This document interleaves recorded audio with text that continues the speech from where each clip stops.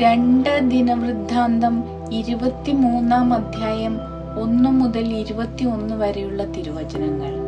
7-ാം വർഷം യഹോയാദ പുരോഹിതൻ ശതാധിപന്മാരായ ജെറോഹാമിന്റെ മകൻ അസറിയ, യഹോഹനാന്റെ മകൻ ഇസ്മായേൽ, ഓബദിന്റെ മകൻ അസറിയ, ആദായയുടെ മകൻ മാസേയ, സിക്രിയുടെ മകൻ എലിഷാഫാത്ത് എന്നിവരുമായി ധൈര്യപൂർവ്വം ഉടമ്പടി ചെയ്തു.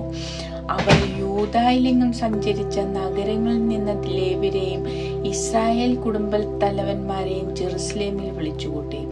സമൂഹം മുഴുവൻ ദേവാലയത്തിൽ വെച്ച് രാജാവുമായി ഉടമ്പടി ചെയ്തു. യഹോയാദ അവരോട് പറഞ്ഞു, ഇതാ രാജപുത്രൻ, ദാവീദിന്റെ സന്തതിയെ കുറിച്ച് കർത്താവ് അരുളിച്ചെയ്തിരിക്കുന്നത് പോലെ ഇവൻ രാജാവായി വാഴട്ടെ. നിങ്ങൾ ചെയ്യേണ്ടത് ഇതാണ്: സാബത്തിൽ തവണ മാറി വരുന്ന പുരോഹിതന്മാരിലും ലേവ്യരിലും 1/3 ഭാഗം ദേവാലയവാതിക്കൽ കാവൽ നിൽക്കണം. 1 ഭാഗം രാജകൊട്ടാരം കാക്കണം. 3-ാമത്തെ ഭാഗം അടിസ്ഥാന കവാടത്തിൽ നിലയുറപ്പിക്കണം. ജനം ദേവാലയാങ്കണത്തിൽ നിൽക്കട്ടെ. പുരോഹിതന്മാരും ശുശ്രൂഷ നടത്തുന്ന ലേവ്യരും ഒഴികെ ആരും കർത്താവിന്റെ ആലയത്തിൽ പ്രവേശിക്കരുത്. അവർ ശുദ്ധിയുള്ളവരായതിനാൽ അവർക്ക് പ്രവേശിക്കാം. എന്നാൽ ജനം കർത്താവിന്റെ നിബന്ധനകളനുസരിച്ച് പുറത്തു തന്നെ നിൽക്കണം. ലേവ്യർ ആയുധമേന്തി രാജാവിന് ചുറ്റും നിലകൊള്ളണം. അകത്ത് ആരെങ്കിലും കടന്നാൽ അവനെ കൊല്ലണം. അവർ സദാ രാജാവിനോടൊപ്പം ഉണ്ടായിരിക്കണം. ലേവ്യരും യൂദാ നിവാസികളും യഹോയാദയുടെ നിർദ്ദേശമനുസരിച്ച് പ്രവർത്തിച്ചു. സാബത്തിൽ ശുശ്രൂഷയുടെ തവണ കഴിഞ്ഞവരും തവണ തുടങ്ങുന്നവരുമായ എല്ലാവരെയും അവർ കൊണ്ടുവന്നു. കാരണം യഹോയാദ പുരോഹിതൻ ആരെയും വിട്ടയച്ചില്ല. ദേവാലയത്തെ സൂക്ഷിച്ചിരുന്ന ദാവീദ് രാജാവിന്റെ കുന്തവും ചെറുതും വലുതുമായ പരിചകളും എടുത്ത യഹോയാദ നായകന്മാരെ ഏൽപ്പിച്ചു. തെക്കേ അറ്റം മുതൽ വടക്കേ അറ്റം വരെ ബലിപീഠത്തിനും ആലയത്തിനു ചുറ്റും ജനങ്ങളെ ആയുധസജ്ജരാക്കി കാവൽ നിർത്തി. അനന്തരം അവർ രാജകുമാരനെ പുറത്തു കൊണ്ടുവന്നു കിരീടം ധരിപ്പിച്ചു. അധികാരവും നൽകി അവർ അവനെ രാജാവായി പ്രഖ്യാപിച്ചു. യഹോയാദയും പുത്രന്മാരും ചേർന്ന് അവനെ അഭിഷേകം ചെയ്തു. രാജാവ് നീണാൽ വാഴട്ടെ എന്ന് അവർ ആർത്തു വിളിച്ചു. ജനം ഓടിക്കൂടി രാജാവിനെ സ്തുതിക്കുന്നതിന്റെ ആരവം കേട്ട് അത്താലിയ കർത്താവിന്റെ ആലയത്തിൽ അവരുടെ അടുത്തേക്ക് ചെന്നു.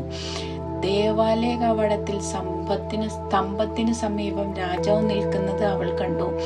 സേനാനായകന്മാരും കാഹളം ഊതുന്നവരും രാജാവിന്റെ അടുത്ത് നിന്നിരുന്നു. ജനമെല്ലാം ആഹ്ലാദഭരിതരായി കാഹളം മുഴക്കിക്കൊണ്ടിരുന്നു. ഗായകർ സംഗീതോപകരണങ്ങളുമായി ആഘോഷത്തിന് നേതൃത്വം നൽകി. അത്താലിയ വസ്ത്രം കീറി രാജ്യദ്രോഹം രാജദ്രോഹം എന്ന് വിളിച്ചു പറഞ്ഞു. യഹോയാദ പുരോഹിതൻ സേനാധിപന്മാരെ വിളിച്ചു പറഞ്ഞു, അവളെ സൈന്യനിരകളുടെ ഇടയിലൂടെ പുറത്തു കൊണ്ടുവരുവിൻ. ആരെങ്കിലും അവളെ അനുഗമിച്ചാൽ അവളെ വാളിനിരയാക്കുവിൻ. അവൻ തുടർന്നു, അവളെ കർത്താവിന്റെ ആലയത്തിൽ വെച്ച് കൊല്ലരുത്. അവർ അവളെ പിടിച്ച് കൊട്ടാരത്തിന്റെ അശ്വകവാടത്തിങ്കൽ കൊണ്ടുവന്ന് വധിച്ചു. തങ്ങൾ കർത്താവിന്റെ ജനമായിരിക്കുമെന്ന് യഹോയാദാമും ജനവും രാജാവും ഉടമ്പടി ചെയ്തു. ജനമെല്ലാം കൂടി ബാലിന്റെ ആലയത്തിൽ കിടന്ന് അത് തകർത്തു.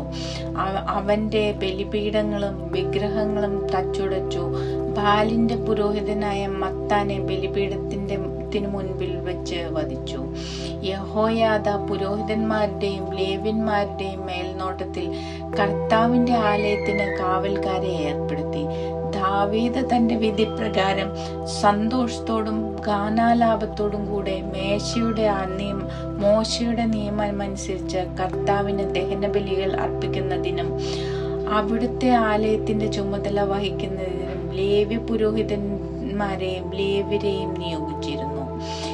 ഏതെങ്കിലും വിധത്തിൽ അശുദ്ധരായവർ കർത്താവിന്റെ ആലയത്തിൽ പ്രവേശിക്കാതിരിക്കുന്നതിന് വാതിൽ കാവൽക്കാരെയും യഹോയാദ നിയമിച്ചു.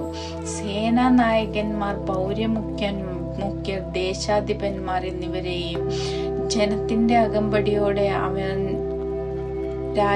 രാജാവിനെ കർത്താവിന്റെ ആലയത്തിൽ നിന്ന് ഉപരി കവാടത്തിലൂടെ കൊട്ടാരത്തിലേക്ക് ആനയിച്ച് സിംഹാസനത്തിൽ അവരോധിച്ചു.